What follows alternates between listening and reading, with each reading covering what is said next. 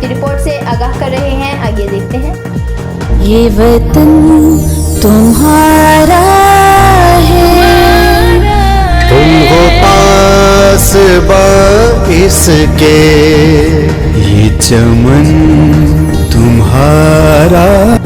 Black day पर stadium colony से railway चौक तक पीटीआई के रहनुमा राना मुनीब तहसील सदर यूथ विंग की जानिब से कश्मीरियों से इजहारी यकजहती के लिए रैली निकाली गई। रैली स्टेडियम से शुरू हुई। रैली में शुरका ने मोदी मुर्दाबाद के प्ले कार्ड उठा रखे थे। रैली में ताजिर बरादरी, सहाफी बरादरी और नौजवान हजरात ने कसीर तादाद में शिरकत की।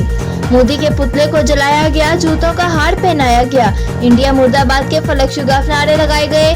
रैली से खिताब करते हुए राना मुनीब ने कहा कि कश्मीर हमारी शहरग है, हम हर हाल में इसको आजाद करवाएंगे। हम पाक फौज के साथ हैं, जंग हुई तो हम खुद बॉर्डर पर अपनी जान का नजराना देने के लिए तैयार हैं। रैली में सारम खान, शकीब अली, राना अमाज, फारूक शेख और बिलाल पठान ने भी शिरकत की।